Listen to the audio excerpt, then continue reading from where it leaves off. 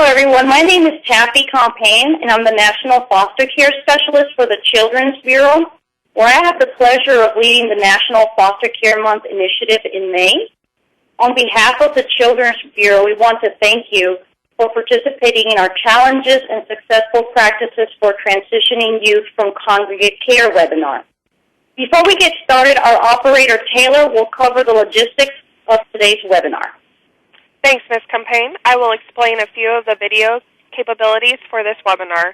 We will leave time at the end of the presentations for questions. You can ask a question using the questions feature that is in the control panel at the top right corner of your screen. In addition, there is a feature that allows you to raise your hand. If you click on the hand, it will notify the organizer that you want to be recognized in order to ask a question verbally. Feel free to use those features at any time. Please note that this webinar is being recorded and will be available on the National Foster Care Month website in a few weeks. If you don't get your question, we will provide a document that provides answers to the most frequently asked questions that were submitted during this webinar.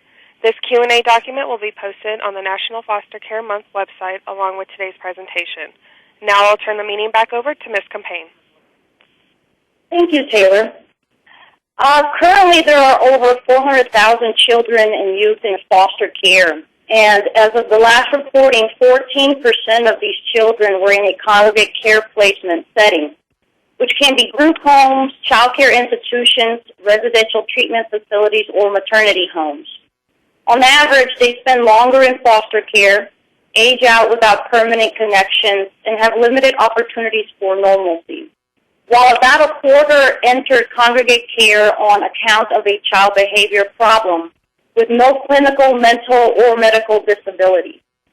These examples of possible outcomes for those in congregate care underscore the need for initial and ongoing assessments regarding the need and appropriateness of these placements, with a focus on bringing them to permanency with lifelong connections.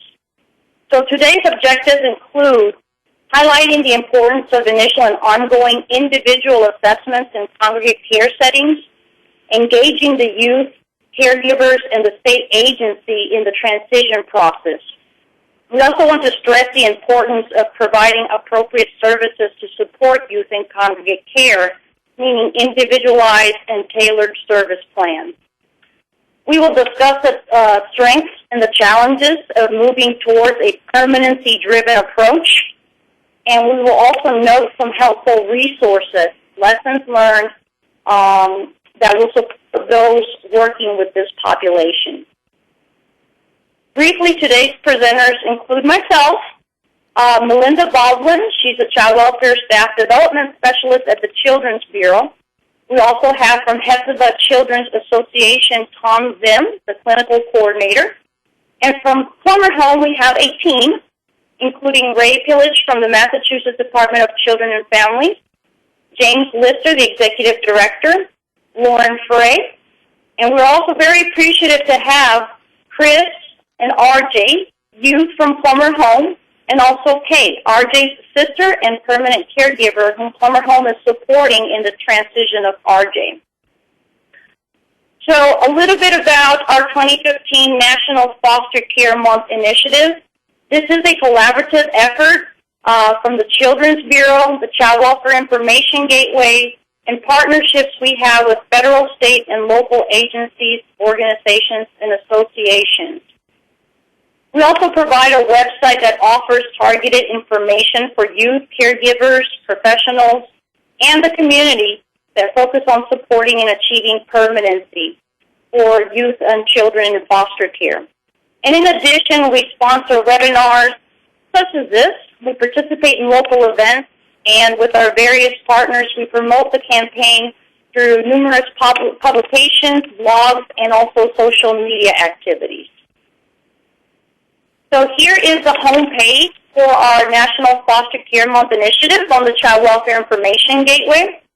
This year's theme is Get to Know the Many Faces of Foster Care, and highlights the diversity of the children, youth, and families, and the professionals involved in child welfare. We also draw attention to the fact that the definition of permanency is just as diverse as the people involved. Permanency can mean reunification, kinship care, guardianship, adoption, And key is the opportunity for lifelong permanent connections. In addition, we provide resources about, for example, how to plan for the appropriate placement of children and youth, including youth who identify as lesbian, gay, bisexual, transgender, and questioning, pregnant and parenting, and also tribal youth. Resources also highlight the efforts to reduce long-term placement of children in out-of-home care. And with that, I'm going to turn it over to Melinda Baldwin. Thanks, Taffy. Good afternoon. I'm Melinda Baldwin, and I work in the Capacity Building Division of the Children's Bureau. I have been interested in children who need the specialized care that Congregate Care can offer for many years. Here at the Bureau, we began looking at Congregate Care, not only because of the recent interest in this kind of placement, but also in an effort to understand the complex nature of Congregate Care. In March, the Children's Bureau issued a data brief providing a national look at the use of Congregate Care in child welfare. This brief was developed to provide a basic understanding of the use of Congregate Care and answer the following questions about its utilization. Who is placed in Congregate Care? How long do children stay in Congregate Care? Are there any predictive factors? And what are the jurisdictional differences in the use of Congregate Care? To answer these questions, we analyzed state-reported data through the Adoption and Foster Care Analysis and Reporting System, the AFCARS data. We found that there are many different definitions of congregate care used in practice. For our work, however, we use the AFCARS definition, which defines congregate care as a placement setting of either group homes or institutions. We define group homes as a licensed or approved home providing 24-hour care in a small group setting of 7 to 12 children. An institution is defined as a licensed or approved child care facility operated by a public or private agency. They also provide 24-hour care and or treatment, typically for 12 or more children. Often these settings are called child care institutions, residential treatment facilities, or maternity homes. Although there is an appropriate role for congregate care placement in the continuum of foster care settings, there is a consensus among the Bureau and across multiple stakeholders that most children and youth, but especially young children, are best served in a family setting. Congregate care should be used not as a default placement setting due to a lack of appropriate family-based care, but as a part of a continuum of interventions. The question is not if congregate care should ever be used, but when, for whom, and for how long. We believe that stays in congregate care should be based on the specialized behavioral and mental health needs or clinical disabilities of children, and used only for as long as is needed to stabilize the child or youth so they can return to a family-like setting. As you can see here on the slide, this viewpoint appears to be playing out in placement decisions. Over the past 10 years, the number of children being placed in congregate care settings has decreased at a greater rate than the number of children in foster care. Proportionately, children in congregate care comprised 18% of the foster care population in 2004 and 14% in 2013. While these trends suggest the child welfare practices is moving towards a more limited use of congregate care, the depth of improvement is not consistent across states, and in some states the use of congregate care has increased.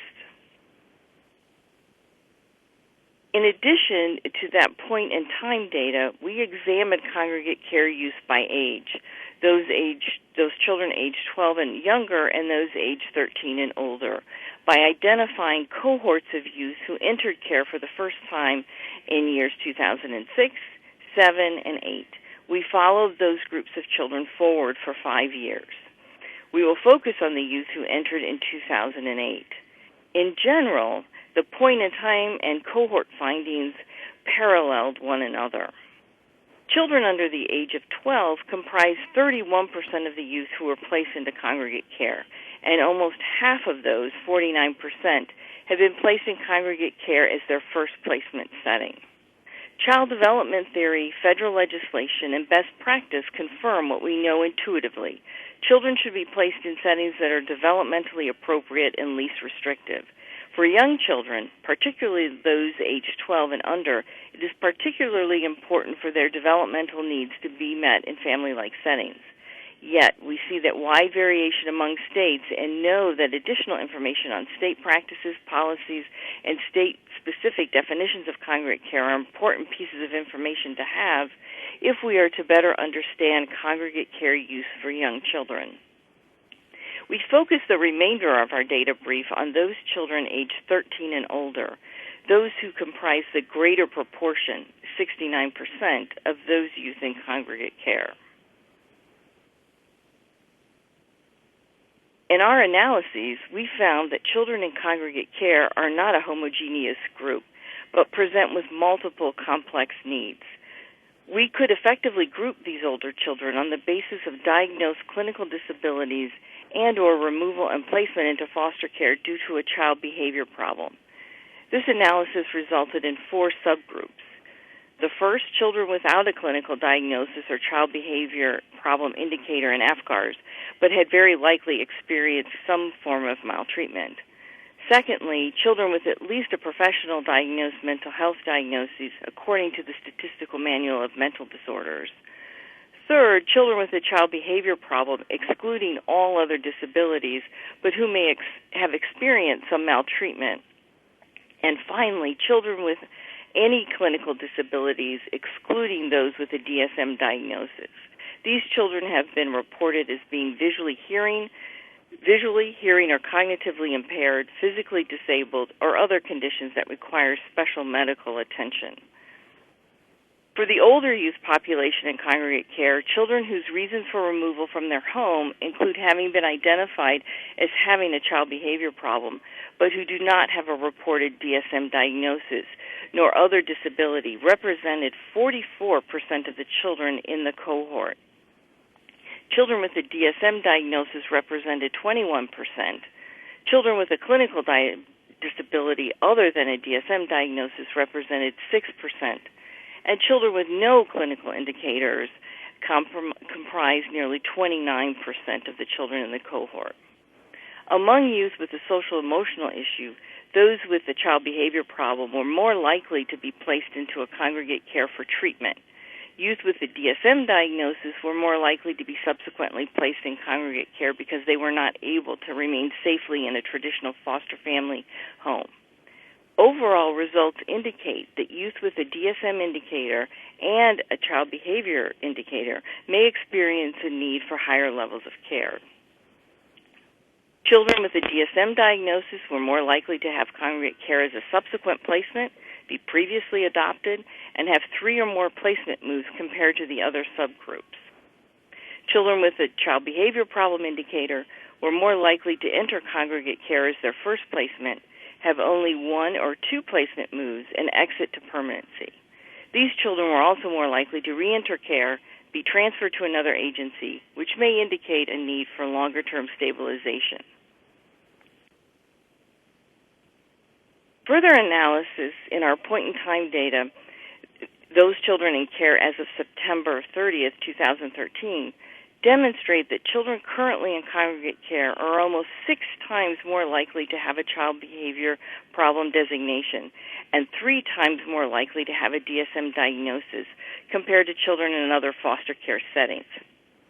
On average, these children spent 8 months in their current congregate care setting compared to 11 months for children in non-congregate care settings.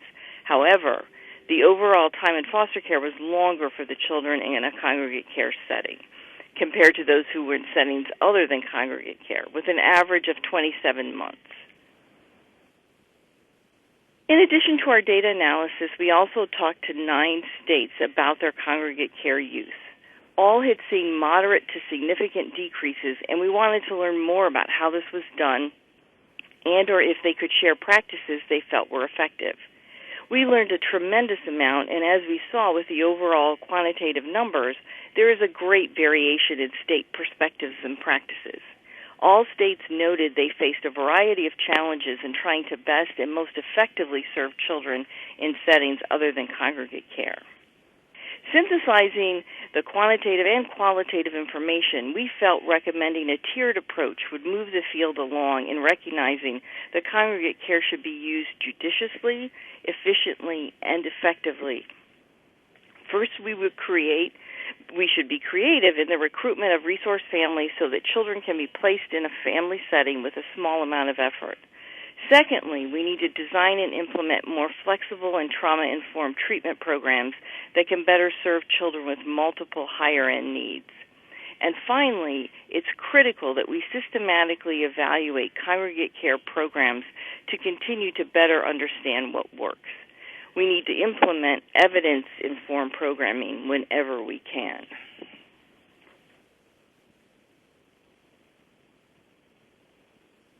So that concludes the description of our congregate care brief, and you can find that on the Children's Bureau website. I'd like to turn over the presentation to Tom Zim from Hephzibah Children's Association. Tom? Hello. Yeah, my name is Tom Zim. I'm the clinical coordinator at Hephzibah Children's Association, and Hephzibah is a congregate or a group home setting in Illinois. We have both male and female children between the ages of 3 and 12. The children that are placed at Hephzibah have been exposed to trauma, some forms of abuse, neglect. They've been exhibiting behaviors that are unsafe. So some examples of unsafe behaviors would be like suicide risk or self-mutilation, self-harm, a danger to others, or sexually reactive behaviors. And as previously stated, the children have been separated from their families, from their home of origin, and many of them have experienced psychiatric hospitalization and multiple foster care placements. Our intake process at Hephzibah, we actually receive our referrals from the Illinois Department of Child and Family Services, the Department, DCFS or IDCFS, conducts a clinical intervention or placement preservation meeting, which they call a SIP, and they make a referral to Hephzibah based on the results of that clinical intervention for placement and preservation meeting. Another way that a child could get placed at Hephzibah is if at a psychiatric hospitalization, they do a clinical summary and a discharge plan, and they recommend that Hephzibah is the appropriate placement upon discharge from a psychiatric hospital. As far as our criteria here at Hephzibah, really it's our age. We take both male and female. Multiple placement disruptions is something that is part of the criteria in the sense that children are referred to our diagnostic center to do a more thorough and long-term evaluation to see the appropriateness of a child's placement back into a foster home versus a recommendation to be placed into another congregate care setting. And that's where Hephzibah is a little bit unique in the state of Illinois. Is our main focus is to provide services within a community setting that will help us to determine whether a child can be maintained and kept stable and safe in a foster care setting. Some of the services that we provide at Hephzibah, the therapeutic services upon placement, are individual therapy. We actually have a source in the community named Thrive. The name of that organization is Thrive, and they provide trauma-focused cognitive behavior therapy. Internally, we have an individual art therapist, and we also refer to specialized services. There's hospitals and other providers in the Chicagoland area that provide trauma-based therapies. We also internally provide group therapy. We have art groups. We have a Pause for Strength pet therapy group. And then we also have internally, we have like a psychiatrist who does monthly consultation for medication management. Some of the things that are covered in TFCBT, we translate over to our MILU, which is part of the treatment within the MILU. And that some of those would be helping a child to identify triggers, helping them to identify coping strategies, helping them to modulate their affect, modulate their internal stress by the use of a caregiver, and a lot of that is covered in TFCBT. So we have regular communication with our Thrive therapists, and we work closely with the MILU so that we're reinforcing some of the progress in individual therapy on the MILU. As far as family services, at intake, we have an intake meeting, and one thing we emphasize in that meeting is to get identifying information and get our visitation schedule set at that first meeting. So in other words, we will identify all involved parents, we'll identify resources as far as family or foster care placements that a child has had prior to Hephzibah, and we'll work to schedule those visits at intake. We have regular visitation supervised by a master's level social worker. We have capacity to refer for sibling therapy, for parenting and bonding assessments. Our case management helps to provide continuity of care. A lot of the children that come into our setting have multiple providers and multiple agencies working together to help service the family. We help to connect those agencies together. Then we also provide a report to the juvenile court and to the guardian ad litem, who's the lawyer for the child. As far as education services are concerned, we have diagnostic school placements. We have an educational coordinator that works with our local district. And what they do is most of the children come with an individualized education plan or an IEP. A lot of times that IEP is either outdated or it hasn't been working. So our educational coordinator works very closely with the school to do either a reevaluation or to do a case study, so that we develop an individual education plan that we think better represents what a child might need within an educational setting. We also have stuff like homework helpers, tutoring. We have individual tutoring that takes place on site. Some of the challenges as far as transitioning children from our setting to a foster care are listed on the screen. What I would like to say, though, is that there are a number of variables that impact a transition from a congregate setting to a foster care placement, and those are not all listed on this slide. And we're focusing a little bit more on child factors in this slide, but there's a lot that could be talked about, and we could spend a lot of time on all those different variables. In this particular slide, we're just going to be talking about child factors for the most part. But some of the challenges are the child's behavioral and emotional needs and a child's risk behaviors. Basically unsafe behaviors like suicide risk, some of the things I listed earlier. Those are could be major challenges for placement in foster care. The attachment templates impacted by abuse and neglect, grief, and separation. Really what that's about is teaching a child how to have a relationship with a caregiver who's going to consistently and predictably provide a safe emotional space for them, so they start to learn how to utilize a caregiver to modulate their affect, to get their needs met, to stay safe. And a lot of the children that come into our setting have figured out a way to manage, but a lot of those strategies are either risky behaviors or they're acting out behaviors that are that are disrupting their lives. So in this setting, we try to help them to develop some strategies. Another challenge is that children have had prior experiences of failed placements. So in their minds, they don't have a reservoir of experiences that would support the safety of a foster home, the permanency of a foster home, the dependability of a foster home, because they've had multiple placements that have come to an end. In some cases, in a lot of cases, there's limited connections between biological family and the child, and that's also a challenge to transitioning youth. And then there's a limited pool of specialized foster homes that are able to take a child in. So when a child is placed at Hephzibah, we start to determine their readiness for foster care, and some of that has to do with the success of their school placement. Once we have successfully completed the case study, we've come up with an individualized education plan. We've looked at how that IEP is working to actually support the child in the school setting, and we start to see some stability. We start to see a decrease in risk behaviors. We see less incidents. We call them unusual incidents, but stuff like running, aggression, certain things that can really disrupt a child's day in the school. We start seeing a decrease in those behaviors, and then we start to see an increase in their capacity to utilize supports within the school setting. So they're utilizing social workers, a teacher, maybe there's an adult mentor, another teacher that's able to provide support to them, and they're able to utilize those relationships more.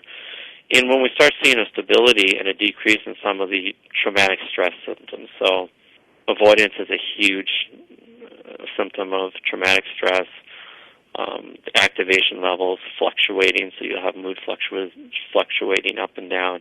When some of those traumatic stress symptoms are also leveling off in the school setting, we know that they're getting ready for a foster care placement. In addition to that, we're looking at a lot of the similar stuff in the milieu.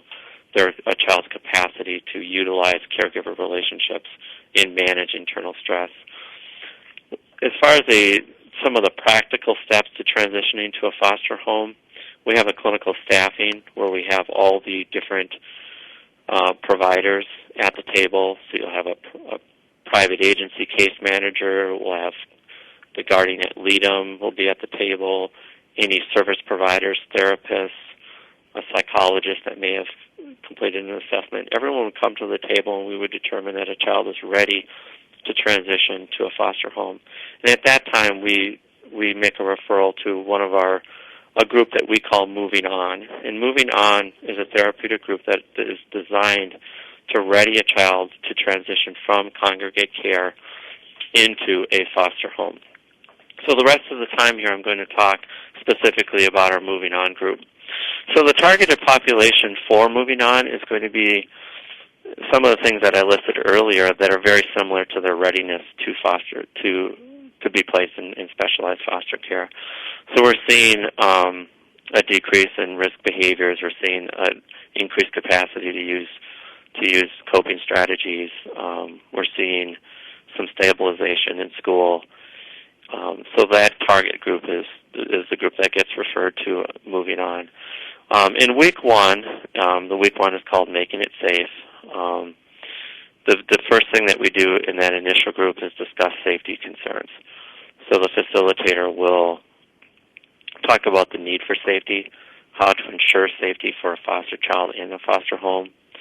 We'll give the children actually an open forum to talk about their feelings as it relates to moving from our setting to a foster home.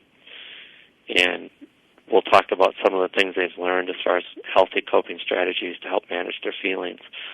And the idea there is just to really settle in on safety. And safety is such a huge, an important thing for children that have been exposed to trauma and have had such inconsistency in their lives.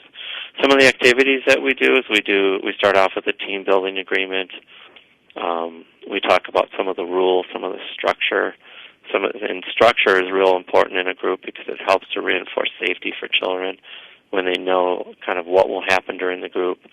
We talk about consistent responses within the group. In other words, these are the sets of things that we really don't want to go on in a group. These are the ways that we can respect each other. These are some of the ways that you can reach out to a facilitator for support when you need it. In week two, that group is called Making It Mine. And the purpose of this group is to describe what life will be like in a foster home, to provide an opportunity for questions and answers, to address fears and concerns about change in daily living expectations from group living to a family setting. Some of the activities, we make an individual cardboard house to create the child's vision of their own family home, including materials that symbolize safety, love, nurturing support, etc. And then we wrap up with a healing home activity. In week three, that group is called Making It Work, Transitions, Rules, and Expectations in Relationships. So the purpose is to discuss daily living transitions, rules, expectations, and relationships that take place within a family home, including focus on the child's abilities and understanding and strategies for managing such tasks as relationships, to discuss feeling supported and safe in a family with adults who meet their needs. The activity that we do in that group is called Who Takes Care of Me? Matching Game and Daily Living Skills Pictionary. In group 4, we call Making the Move. The purpose is to discuss what Hephzibah means to each of the children in a way that encourages internalization of gains made throughout their experience in group care and to empower them to utilize their individual strengths and the support of those around them during the transition from Hephzibah. The activity that we engage them in is to create a house.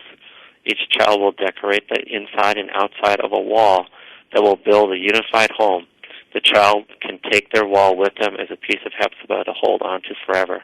Their inside wall will represent the child's memories of people, places, things, feelings, etc. of life at Hephzibah. Their outside wall will represent their hopes and dreams for their future placement once they leave Hephzibah. The wrap-up is a healing home activity and graduation. Each child will receive a certificate and an award of completion and be asked to complete a Movin On program evaluation. We utilize a lot of what they learned at Hephzibah and help to translate that and help them to make that transition into their next setting. For a lot of the children that have lived at Hephzibah, this is their one true safe place, consistent place that they've lived because of the number of disruptions. So another thing that we have is our Movin On 2 group. And one of the main differences, which we'll get in as I go through each one of these groups, is that they'll get a chance to practice with a practice foster parent. So I'll just kind of go through and read here some of my summary about this. The purpose is to better prepare children who have completed Movin On for the transition into a foster home placement or a family setting. So the target population are children who have successfully completed Movin On, and they've continued to utilize strategies. They continue to be stable. They're continued to utilize caregiver relationships. In week one, the title of that is All About Me. So the purpose is to engage children in a discussion about the things that are important to them and to help the children identify goals they are working on, caregivers they can talk to, coping skills they can use, and some of their personal interests. They create a me shirt to share something about who they are. They will design their own T-shirt that should tell something about their lives, their interests, things they enjoy, and what makes them happy. In week two, meet successful Hephzibah foster parents and their children, and the purpose is to provide an opportunity to meet foster and adopted parents, their children, currently in foster placement, or their adopted children, and to provide the children with a forum to ask frank questions to receive honest answers regarding family relationships, rules, expectations, and other aspects of life in a foster family home. The activity, the goal will be to have at least 3 adopted foster children and 3 foster parents on a panel, and the group leaders will assist the children in formulating questions prior to the panel. And there's always a meal served. And then our third week, we do the Movin On Game. So the purpose is to address the rewards, challenges, and possible outcomes upon leaving Hephzibah or while living in a group home, a foster home, or a relative family home. We have a game that we've created called Movin On. And this creative game encourages children to make positive choices and to experience the rewards, challenges, and possible outcomes in a family or a group setting. It employs the utilization of connection cards, cards to assist the child in utilizing their relationships to deal with potential joys, pitfalls, and crises they might experience. The game ends with 3 possible outcomes where the child can dialogue about going to where they will live once they leave Hephzibah, which could be a foster home or a biological family home, and in some cases a group home. And then the wrap-up, each child receives a certificate of completion and a trophy. And another aspect of Movin On that we employ in closing here is that once a child moves through Movin On and Movin On 2, we are able from time to time to have practice sessions. So we'll have a family that's agreed to be a practice home. We'll do an introduction process, and then that child will go off site with the foster family, do some things in the community.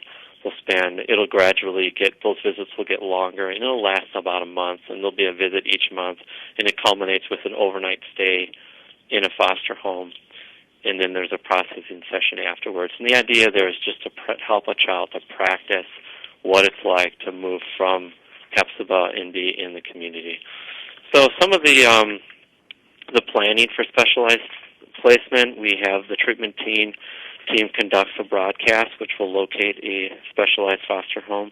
So now I'm transitioning back over to some of the practical stuff. and this is outside of the Moving On group. So we're getting back to what all the treatment team is doing to help locate a home and help facilitate a transition from our home to a foster home. So the treatment team will conduct a broadcast to locate a specialized foster home, or in a lot of cases we're reaching out to relatives who may have been doing ongoing visits and have already expressed an interest to take this child, and they're going to be the identified placement. In some cases, that's what happens as well. The team interviews prospective foster parents to determine the match. We have found that it's important not only that they have a foster parent license and have some experience, but that we get a little bit of an idea of the match between the child and the foster family is something that's really important. And we do that through an interview. Once we've identified a foster placement and they've agreed that they're going to take on the challenge and the teams all feel really comfortable, then we sit down with a meeting, we map out the transition. So the foster parent will set up a schedule where it starts with a foster parent meeting the child here at the group home, and we'll have a couple of visits like that here on site, and then it'll transition to a longer visit in the community, but still around Hephzibah, where they go out to lunch and do some things together in the community. And then that visit could become an unsupervised visit, so the child gets comfortable with being with the foster parent away from our setting, and then the child is brought back that same day.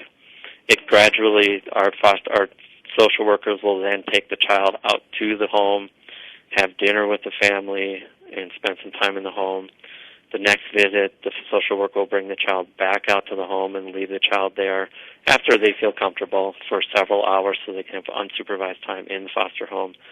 And then we move to an overnight visits and then eventually weekend visits. And then our discharges are usually between 4 and 8 weeks, and usually averaging out to be around 6 weeks.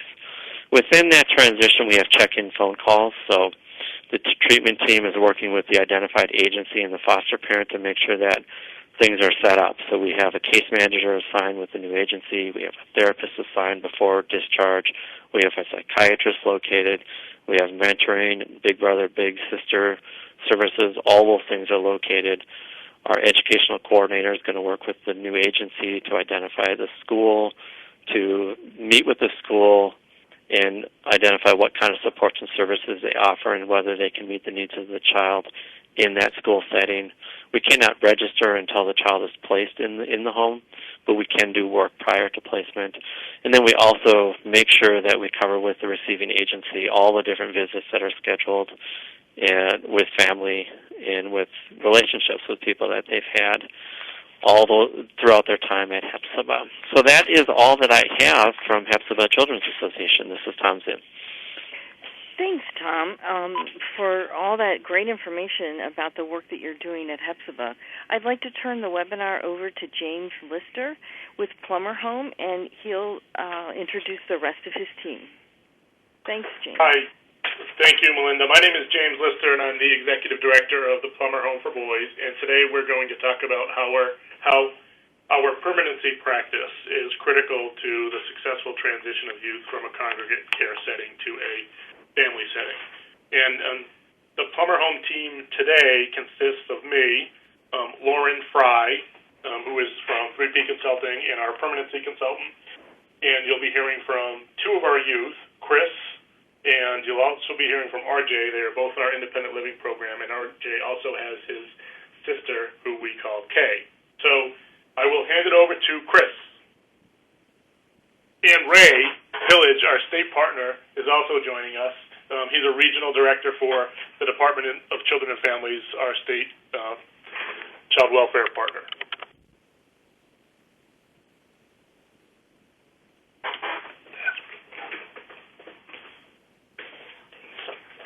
Hi, my name is Chris. I'm an 18-year-old boy. I live at the Plummer Home for the past 9 months. At the age of 18, I have signed a voluntary placement with DCF. In this fall, I'll be transitioning from the Plummer Home to Salem State to study social work. Right now, I'm working to strengthen my family relationships, including recently reconnecting with my dad after many years of not seeing him in separation. I recently became a finalist in a songwriting competition on the river for teens and have performed my original music and many more at the State House. I enjoy cooking and cooking for my group home and peers once or twice a week. So, Chris, what are some of the challenges of being 18 and transitioning from a group home? A lot of it's like having more freedom, and you have to kind of find a way to use it more responsibly. And you have to kind of manage your time and prioritize like what you want to get done first and what you want to get done last. Try to be your own self, not hide in other people's shadows, and also trying to be an adult and figure out what's next in your life, like where am I going to live and how do I get my food and clothing. And so, talk to us a little bit about how Plummer's program helped you to get ready to transition after age 18. When I moved up to Plummer Home, I was kind of put to do my own laundry and kind of budget, and I had to work on a budget. So when I got my own money, my job, and went grocery shopping, I could plan for the meals of the week and kind of know when to spend it. Figuring out what to cook and doing the cooking with a nutritionist and kind of figure out what's healthy will help me avoid a lot of freshman 15 scams that are in college. The music program is one of the biggest things for me. Writing and performing music helps me express what I've gone through and gives people my life story and how I want, and help me achieve my goals of the social work so people know where I'm coming from and how I want to help. It also helped me reaching out to my family is important and kind of help you go back and make the family relationship stronger. And other programs I've been to, they have not done that.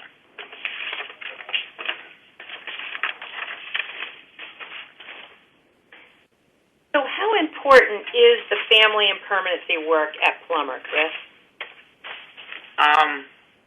For me, family has been up and down for me, but every up and down there is kind of a little piece of my puzzle that's been put back together. Me and my mom really have not seen eye to eye for a really long time. I haven't seen or talked to my dad since I was 16, but now I'm 18, so I'm communicating and visiting with him and kind of being father and son. After that kind of conversation with me and my mom and my dad, they started talking again. The next day all that happened, I got a call from my mom saying thank you for all the kind of the works and help me be a better person. And then really sometimes you can never really have someone listen to you or bring them to something that you want to show them. For example, my brother who said he thought he could do everything by himself and never needed family and all that, he kind of pushed away his family and kind of just put him away. And it kind of tore all of us to pieces because we wanted to help him. We wanted to help him be a better person. But it really took him a long time that he really needs the help of family and friends that are around him that he wants positive. But right now he's living back with my mom and being a better positive role model. It's really important kind of to understand that things don't happen really right away or when you want it to happen. It takes time. The connection of family or like any type of connection does not really happen right away. At other programs I have been to, no one really reached out to my mom, to my dad, but Plummer Home really kept calling them and try to give them the big thing that family is number one in this program. That's what they want. Kind of the definition for family is family is the people that are around you, that are with you no matter what, even if they say things when they're mad, but they really don't mean it. The people who you really can stand by even through the bad and the good. Okay, well, thank you so much, Chris. We really appreciate you sharing your perspectives with us this afternoon. And I will now turn it over to Ray Pillage, who's the Northeast Regional Director at Mass DCF. Good afternoon, everybody. I'm going to describe the situation in Massachusetts. At the end of 2014, there were 10,248 children in foster care and congregate care in the state. Each one of these children and youth have permanency challenges and are at risk. In 2014, 808 youth aged out of care, more than half aged out on or about their 18th birthday. It also means that this number also means that we're signing on a lot of youth beyond their 18th birthday and trying to support them. Of the youth that aged out, 555 had a goal of APLA, which means that they didn't have a goal that was defined by a relationship to a family. I can't actually tell from the data how many don't have a permanent relationship with an adult, but I would say that it's a substantial amount. And 658 of these youth aged out of foster care or congregate care settings. The data shows that in spite of considerable effort and resources, we're not getting the outcomes we need for young people transitioning from care. To get better outcomes, we need to change how we practice, and both the state and providers need to change, and we need to be lined up together, not struggling over what are effective practices.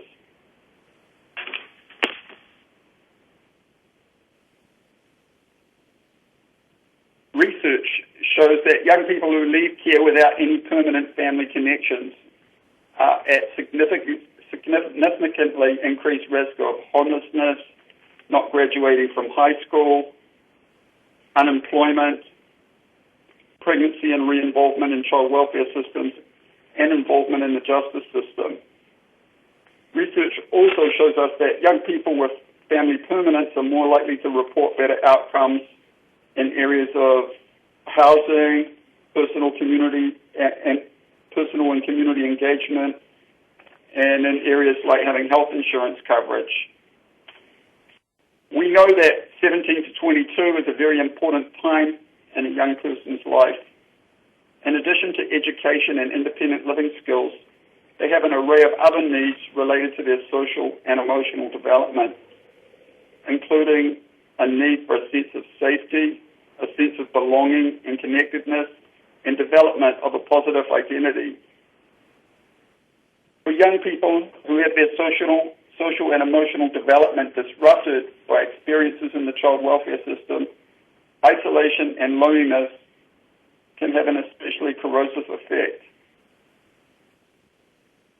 Partnering with providers on these issues allows us to look at them through a non-institutional lens and try out different approaches to identify effective responses. The model that Plummer has been developing lines up with this knowledge and these goals. That's why we support what they're doing and why we're partnering with them.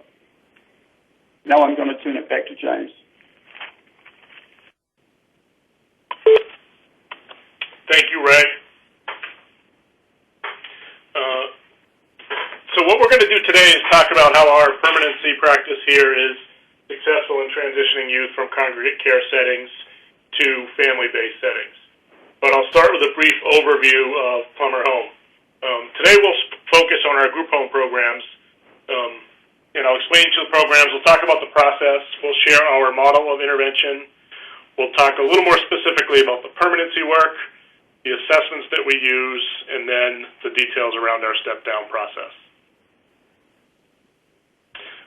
Like I said, we'll focus on our congregate care programs today, but so you better understand Plummer, we have a juvenile justice community-based program. We have treatment foster care homes. We have a group home for adolescent males ages 14 to 18 years old, a pre-independent living program for males ages 18 to 21. We have a supported apartment program known as Pyramid for youth ages 18 to 21 years old. They have apartments in their own communities, and we support them in their apartments. I'll start by describing our transformation by our initial efforts. I was hired here at Plummer Home 10 years ago, and we were, in my opinion, a very average group home.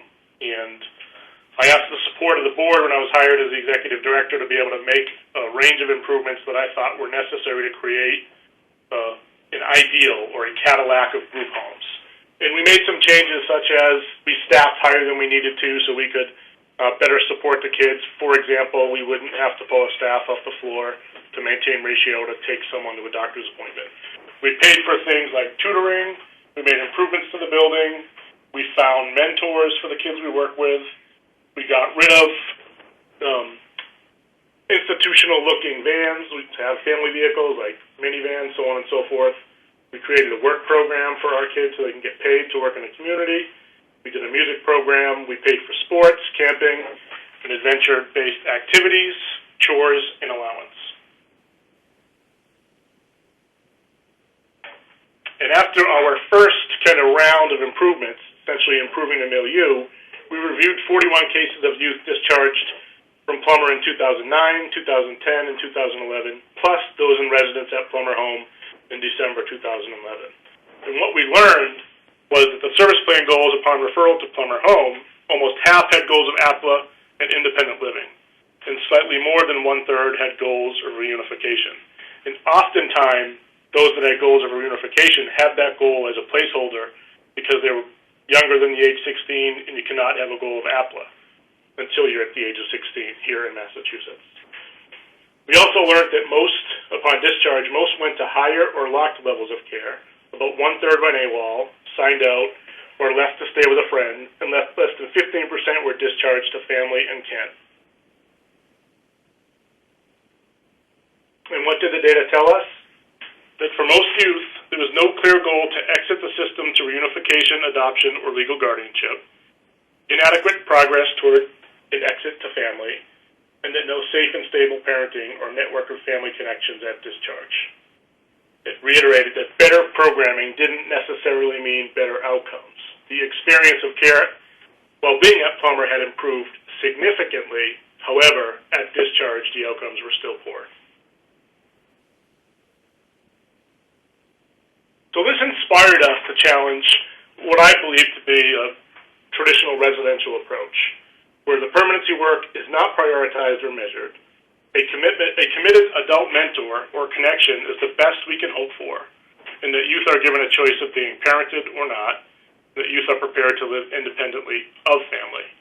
And I often think about the quarterly treatment plan meetings that we have with our kids.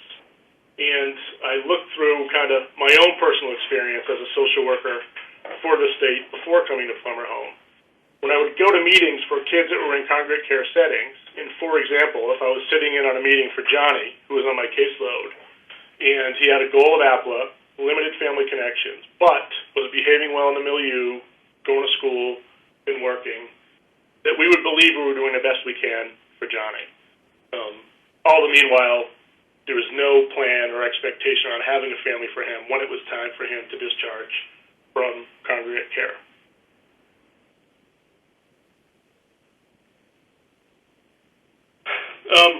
I think back to a particular staff meeting when we were running through all the kids with our clinical staff and direct care staff, and the morale was extremely low.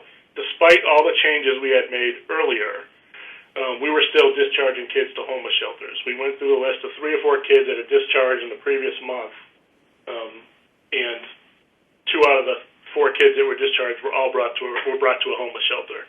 And so it was really sparked by the staff frustration to change the status quo. We wanted this to be driven by a strategic plan for change.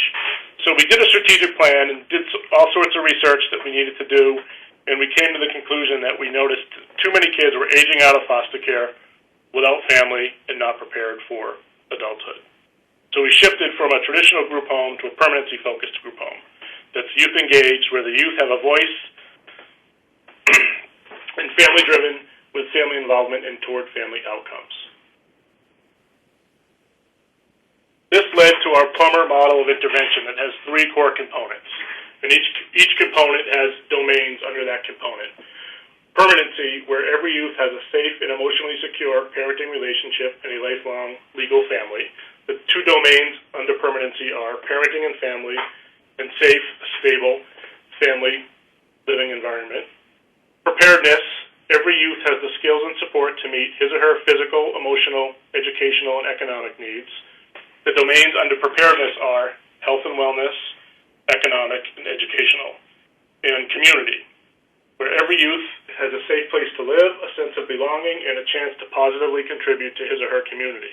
The domains for community are safe, stable, community living environment, social skills, and community connectedness.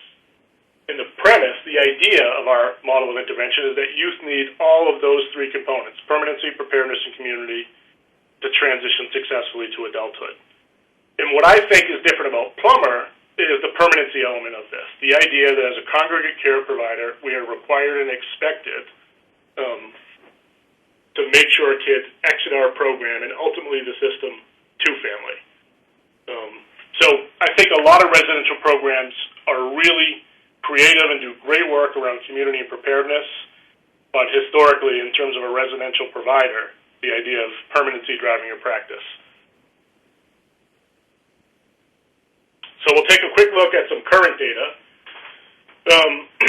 From August 2013 to April 30th, 2015, the average length of stay in Plummer Group Home was 8.1 months.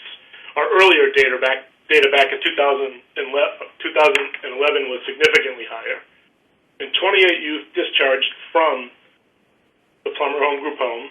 25% were reunified with birth parents, and 25% went to pre-IL with no family connections.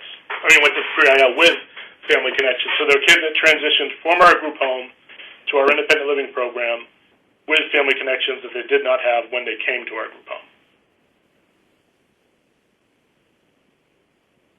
Of the 18 youth who reside in our group home and pre-independent living program, all of them have their own permanency goal. So the state of Massachusetts requires us to have a service plan goal for each of the kids we work with, for example, APLA. And we have our own Plummer Home goal that sometimes is not the same as a state goal. So it's not uncommon for us to have a youth that comes to us with a goal of APLA, but the Plummer Home goal is to reunify with grandmother. 13 have a state permanency goal of APLA.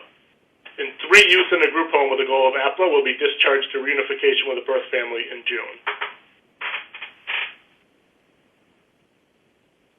What helped us make the shift? A strong vision and strategic planning, setting priorities, finances, and staff roles. Quickly on the priorities, when I was hired, there were lots of needs here, and when we identified permanency as something that we needed to address, that became our financial priority. We needed to upgrade our basketball court, we needed new vans, we needed a variety of things, but we prioritized the staff support to advance permanency. And solid collaboration with our state partners. When we first started this permanency work, I met with our state partners and those in leadership roles. Ray, who you heard from earlier, was one of the first people that I met with, and I met with him to say, we're going to think about doing our work differently as a congregate care provider and need your support in doing this. And that was critical to advancing the permanency and the transformation from a regular group home to a permanency-driven group home. And now I will turn it over to Lauren, who's going to talk a little more specifically about the specifics of the permanency work that we do here. Okay, thanks so much, James. So as James was mentioning, very often youth come to Plummer with a state permanency goal, and many times that permanency goal is not necessarily pointing towards reunification or adoption or legal guardianship or placement with a relative that's really going to help the youth exit the foster care system to family.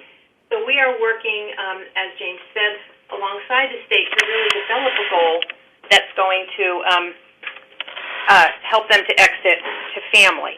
And so in doing that, we want to strategically use some standardized assessment instruments when youth are referred to Plummer. So we use the CANS, the Child and Adolescent Strengths and Needs, and which most of you are probably familiar with, a standardized tool, and pay particular attention to the domain that talks about social connections on the CANS, and really use that to start to identify some potential resources or the attachment figures or important family connections for that youth. We also use the Youth Connection Scale that was developed more recently by ANU Family Services, and what that is a tool, again, to help identify the number of youth connections as well as the type of youth connections, and be able to work with that youth connections over time and help develop them into potentially being a permanency resource for that youth or a lifelong connection. In addition to those two tools, we also have developed a Plummer intervention model rating scale. And it's a 4-point rating scale that we use with youth when they come or first referred to Plummer, and then we also continue to use it at 30-day intervals while they are, at the Plummer, and then we also use it again upon discharge. And we use it at those 30-day intervals because we don't want to find at discharge that we're not moving the work in the right direction. We want to be able to make mid-course corrections in that work and really design each next step of our work with that youth to work towards more safer and healthier and more nurturing and permanent family relationships. So the three major outcome areas on that intervention scale are permanency, which is defined as every youth having a safe and emotionally secure parenting relationship and a lifelong family, as well as preparedness, which is defined as every youth having the skills and support to meet his or her physical, emotional, educational, and economic needs. And finally, community, where every youth has a safe place to live, a sense of belonging, and a chance to positively contribute to his or her community. And within those three outcome areas, there are 8 different domains. I'm just going to give you a quick sample of one of the domains, which is family and parenting.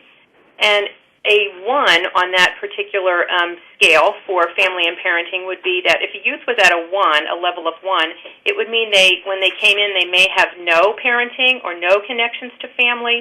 They might not recognize the need for parenting or resist the need for parenting or connections to family. They might be feeling very isolated, powerless, or hopeless about parenting and connections to family. If they're moving to a 2, it might mean they have minimal connections, but there are some. Maybe there's initially a potential relative or caring adult that's been identified, but we're not sure what the outcome of that will be yet. And the youth might have a willingness to explore that parenting, but there still may need to be work. And then all the way up to a 3 or a 4, where the youth has actually achieved a safe, lifelong, and nurturing, committed parenting relationship or lifelong connections to relatives. So in terms of the actual permanency approach at Plummer, it has 3 primary areas. We focus strongly on family search and engagement.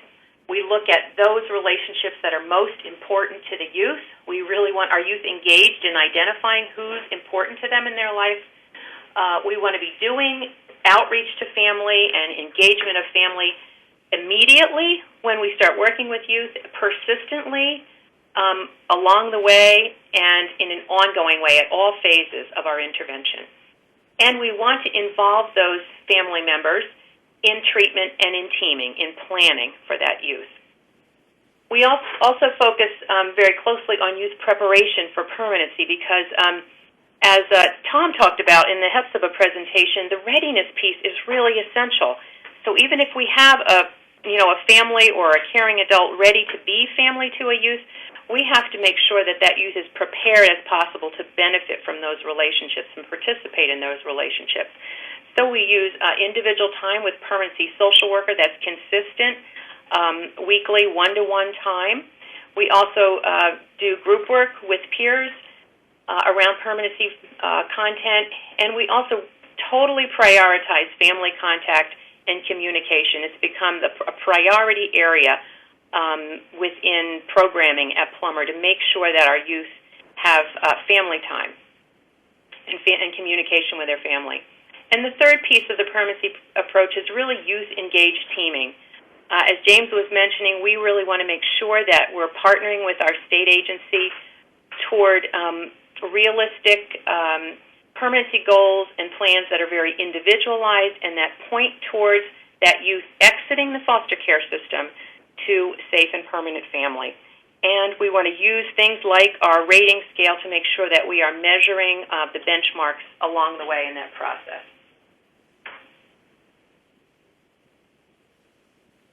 So the step-down process at Plummer, there's a strong focus on stepping forward to family. that although we do have some youth that may step down to family that's not going to be permanent at the time, but to a lower, less intensive level of care, but still the work remains to how and when are they going to be able to step forward out of the system to family. There's a strong priority on parenting rather than just placement. So we're not just looking at the next, if it's a foster family that a youth is moving on to from Plummer, we're not thinking about it as a placement only. We are thinking about the opportunity for that to be a permanent parenting relationship for that youth, and if not, then the role of that foster family needs to be preparing them for being in a permanent family. And again, a strong emphasis on family relationships, even when youth are moving to a supported apartment setting. We want them wrapped around with family members right around them to support them in that very important developmental move on to their apartment. So I am now going to transition to RJ and Kay, who will give us their perspectives on some of the questions related to youth transitioning from residential. I'm going to start by asking first RJ and then Kay to just introduce themselves. Hello, my name's RJ. I'm 19 years old. I've been a resident of Plummer Home for about 3 years. Upon turning 18, I decided to continue receiving services from DCF and signed a voluntary placement agreement. I will transition from Plummer Home over the summer and move in with my older sister, Kay. While at Plummer, my sister and I were reconnected after a long separation and are committed to having a strong relationship. I play several instruments and showcased my musical abilities at several events and shows, including the one at the State House. I will attend community college for video game simulation and hope to be a video game designer and a video game music composer in the future. I'm Kay. I'm in my early 30s, and I have an unwavering commitment to my younger brother, RJ, who will be transitioning to my home this summer. I enjoy cooking. I am a poet who's shared my work at many events around the city of Boston. I describe myself as a clown with a strong personality. Okay, thanks, RJ and Kay. RJ, first, can you talk with us a little bit about the challenges of being 18 and transitioning from a group home? Well, one of the many challenges of transitioning from the group home to living with family would be the difference between my goals that I have for myself and the goals that DCF set in place. For example, I want to, save up money and get a car and, get more music equipment and other stuff like that in video games and whatever. Whereas DCF wants me to see my therapist on a, weekly basis, at least have some time, have some part-time, like a part-time job or go to school, as well as seeing my sister, of course, and other things. Another challenge, I guess, is that my mindset has to change from being a child to an adult because of the fact that I'm already at that age as an adult. I have to start learning how to budget. I have to start learning how to save money, how to, get groceries, figure out everything that I have to do in order to survive outside of being in the group home. And when going back to family, it could be hard because some youth, it could be a little bit harder for them to reconnect with family, and the fact that living situations can be different, whereas, more of rules. Rules can be a lot more different as of being in the group home, whereas living with family. So the structure can be a little bit different, and it might take time to adjust. Okay, and Kay, can you tell us the challenge that you see for youth being 18 and transitioning from a group home? At 18, in my mind, you're an adult. So naturally, when you become independent, it's a shock. In my own life, I was 23 when RJ and I lost our mother. She passed away due to metastatic pancreatic cancer. And it was really hard for me as an adult because, like I said, I was 23 years old, and people are a lot less likely to help you or look out for you when you're that old because they feel like you're grown and you should be able to maintain and handle things yourself. I had some family connections during the whole losing my mom process that really, some of them disconnected, some of them got stronger. But, one thing I decided to do was just to make sure I would stick around and be able to help RJ as much as possible because I think those sorts of things are important. I guess the big challenge of being 18 and leaving a group home is having a strong sense of who you are and what you want. And RJ, how did Plummer's program particularly help you to get ready to transition after 18? Well, in all, Plummer actually helped me with a lot of things. It helped me with, learning how to do the necessities, such as, doing laundry, figuring out how to file your own taxes for tax returns, and doing your dishes, learning how to cook more food and all that other stuff, cook your own food. And it helped me with my communication skills, along with me being introduced to the music group. Had I not been into the music group, I would have not been able to go to different places such as the State House and, be a part of the community and learn how to, get more, I should say, is, I'd say just to broaden my horizon and to talk to more people that I wouldn't have been able to meet, more or less. And the fact that I can go to these different events and say, I did this. Not many people have been able to go to a place like the State House and be able to perform. And Kay, how did Plummer's program help RJ to get ready to transition? I think Plummer really helped him because when he was in foster care, he was in situations where people weren't necessarily listening to him or, had his best interest at heart. When he got to Plummer, he was doing better. People were really focusing on his needs and what he needed to do and really helping him and lighting a fire under him to help motivate him and help him with whatever he needs to do. So, RJ, why was the permanency work so important? It was important in a lot of ways because it could better you as a person, and you'll be able to have family support as well as other support. And it definitely helps people to have people who care on your side. And Kay, how about from your perspective? Why is that permanency work so important? I think if there's a situation where youth actually has family who they can interact with and, who's going to embrace them, I think it's extremely important because when you leave a situation where there are a lot of people that are basically forced to care about you as far as the other youth you interact with, when you go out into the real world, people don't always have that same approach with you. So I think it's good that he's getting everything he's getting here, so when he goes out into the real world, he's already ready and there's no surprises.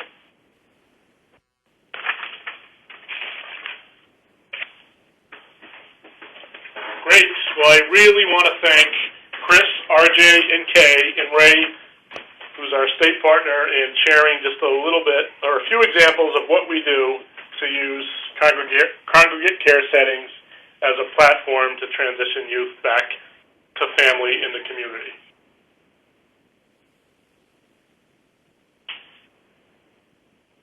Thank you, James, and thank you to the Plummer team for such a very insightful presentation. We do have some questions that have come in from the audience. Tom, what is the average length of stay for children at Hephzibah? It would depend on we have two programs. We have a diagnostic program which is 16 children, and we have a longer-term program. So our longer-term program is between 22 months and 26 months, somewhere in there. And then our shorter term is around 6 months. Okay, thank you. And James, you talked so much about the importance of permanency work. And I wondered, because Tom talked about that work that needs to be done with family members in order for that transition and subsequent placement to be successful. Can you talk a little bit about the work you do with the either resource or family members that will be potential resources for the youth in your program? Sure, absolutely. We really focus on a strong outreach and engagement of those folks because very often by the time older youth get to Plummer, many of their relatives, the people that have been important to them, aren't even connected with them any longer. So we have a very strong component of outreaching to folks that the youth really wants to maintain connections with, get connected with, and start a relationship building process between them and the youth. as well as how critical it is sometimes even before the relationship building process starts. We want to make sure those important adults in a youth's life are brought in and be part of their treatment planning team, be really engaged in all the different opportunities at Plummer concurrently with the relationship building piece. Great, thank you. Tom, you talked just very briefly about the connections that the children at Hephzibah have with community. Can you talk a little bit more about how the children are integrated into those activities even while they're placed at Hephzibah? Yeah, all of our children go to community-based schools. We do not have a school on site, and I think last time I heard we had between 13 and 15 separate community schools, and those offer up connections. We also find the children are able to participate in after-school programming and other activities connected to those community-based schools. We have community-based activities in Oak Park, Illinois, so there's several activities through park districts, through local, like a YMCA, things of that nature. We also have a lot of volunteer efforts, so people that are interested in giving back. Recently we had a community member help us create a technology center. So we have big brothers and big sisters connected to the community. So those are some of the ways, and we do a lot of activities in the community, some of which are like sometimes the kids are even giving back to the community through different efforts. So it seems that both of you have talked very eloquently about that connection being so important, not only to the children in the home, but also as they transition out. There another question for you, Tom. Do you have any outcome data? I don't have outcome data that I could share right now. No. Thanks. And then for the folks at Plummer Home, you guys are starting to collect the data that you're using with the individual measures. Do you have any preliminary results, or what are you finding in using those assessment tools? Great. We do not have the preliminary results today, but we will have them in July. So how exciting is that? We're happy to provide that. We've been collecting 1 year of baseline data, of which we'll be starting to analyze shortly and have those reports available in July. Wonderful. And are you finding that the 4-point scale, I'm very excited about that scale, are you seeing movement? I mean, has it been a good scale to see movement over those 30-day intervals? Yes. So sometimes there's not a lot of movement, within one 30-day interval, obviously. But what we're absolutely seeing, because at the same time, concurrently, the length of stay for youth at Plummer is decreasing. So we have a shorter period of time. So we're, expecting that we're not going to see certainly all our kids go from a 1 to a 4.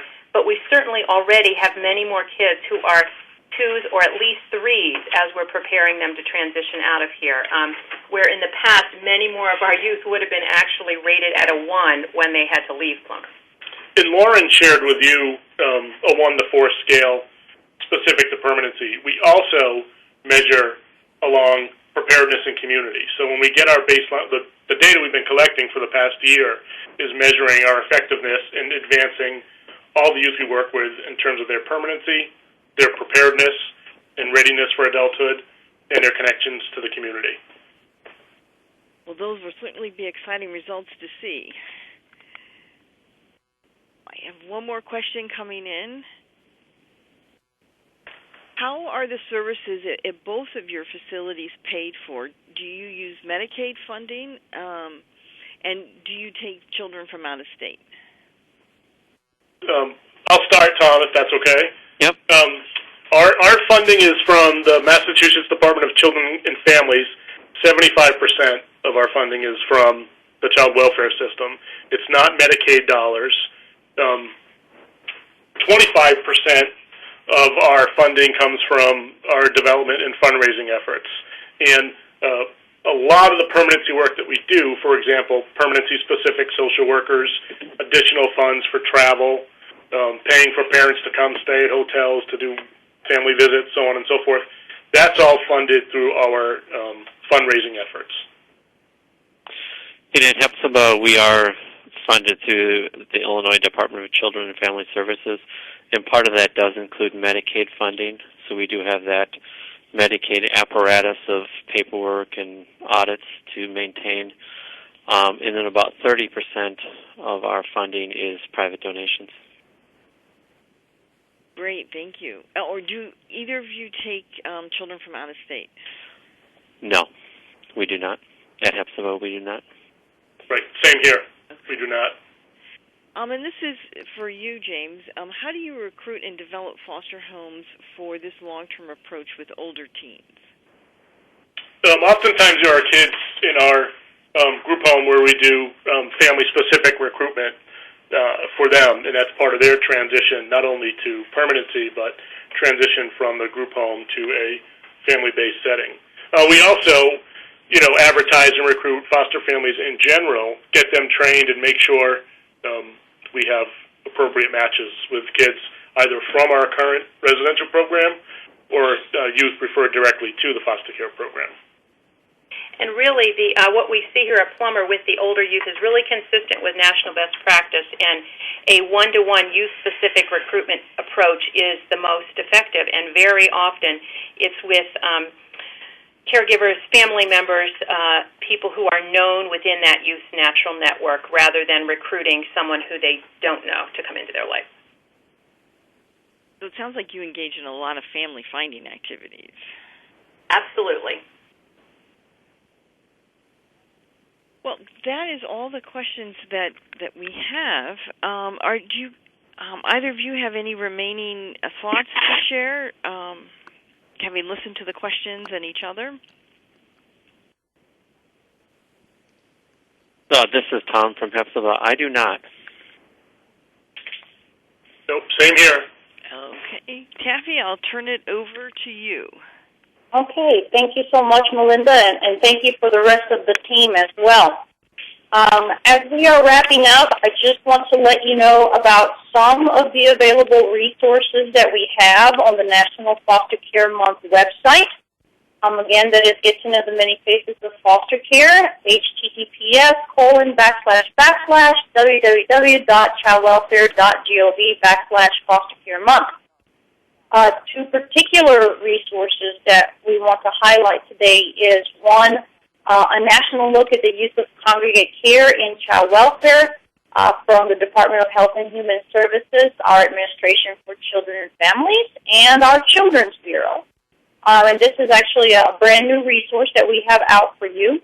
And it's and for those of you who don't need this detailed information, please bear with us. We do have a few more minutes left on the call, but it's really important for those with disabilities, perhaps, that we read off the complete link. But I do want to share a little bit more information about this, so please stay with us. The link for this brief is at http://www.acf.hhs.gov/programs/TV/story/congregate/care. And then one additional resource that we have is Redefining Residential, Strategic Interventions to Advance Youth Permanency. This is also a new resource authored by the folks presenting just now from Plummer Home. And it is available at http://www.aacrc-dc.org/page/AACRC/position/paper, 13, series, strategic, intervention, advanced, youth, permanency. And of course that information will be also provided on the PowerPoints that you already have, and afterwards on the information that will be put up for the webinar. So We also wanted to let you know that the webinar series, which includes both this webinar today and webinar from last week on supporting permanency for LGBTQ youth in foster care, the audio recordings for both of these and the materials and additional resources, they will be available on the National Foster Care Month website in the coming weeks. And we would love for you to help us out. Please look at the information for the evaluation survey. We really, really appreciate you attending the webinar. We look forward to your feedback. It really helps us to be able to improve as we continue to do these in support of Foster Care Month every year. So immediately following today's webinar, we'll send out the pretty short online survey, and we hope that you will take a moment to complete those.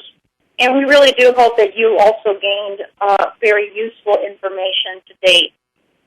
So finally, we want to provide you my contact information as working on this National Foster Care Month initiative. Please feel free to reach out if you've got additional questions. And on behalf of the Children's Bureau, we want to thank you all for joining us today. If you do have additional questions, please make sure that you get in touch with myself or Melinda Baldwin. And this concludes our webinar, so we thank you in advance and have a great afternoon. And this concludes today's conference. Thank you for your participation.